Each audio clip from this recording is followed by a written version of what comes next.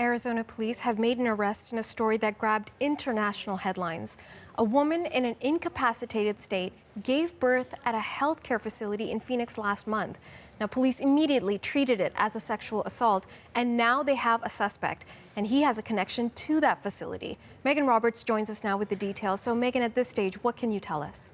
The suspect was somebody who was responsible for taking care of the victim, Natasha. He was a licensed practical nurse, and he is now charged with abuse and sexual assault.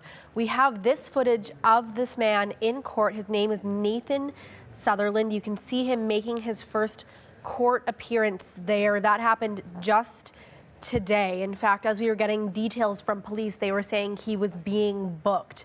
And let's go to police now to find out more about this man and what he faces. He is 36-year-old Nathan Sutherland.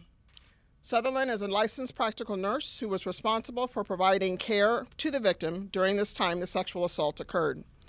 Sutherland is being booked as we speak into the Maricopa County Jail, where he will be charged with 1 count of sexual assault and 1 count of vulnerable adult abuse in connection with this crime. So police took Sutherland in just yesterday, and they showed him a court order that called for his DNA. So he had to comply, and he did.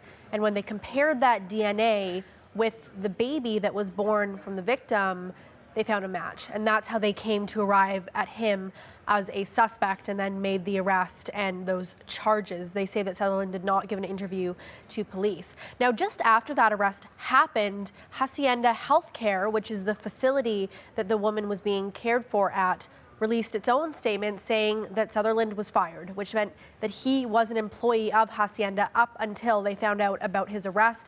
They also say that they're deeply troubled that this could have happened because he, according to them, would have had to go through an extensive background check in order to have the licensing needed to be a licensed practical nurse, as well as working for the Hacienda Healthcare, Natasha. Okay, so where does the story go from here, Megan? Unfortunately, in that press conference, police said that right now they can't rule out the fact that there may be other victims, and they don't know how often this happened to the victim at the center of this, that 29-year-old woman in care. So the investigation for police still very much ongoing. Additionally, Hacienda Healthcare has hired a prosecutor to look into what happened at the healthcare facility. They're turning all of their documents over with relation to the care of that one patient. As well, on Sunday, the facility announced that 2 doctors that were responsible for this woman's care are no longer with the facility. One resigned and one was suspended. So there's been some movement in the healthcare facility as well, but there's still a lot of questions people have about how this could have happened, how to prevent it from happening again. So there's the police and the healthcare investigations going on that I expect will take a long time.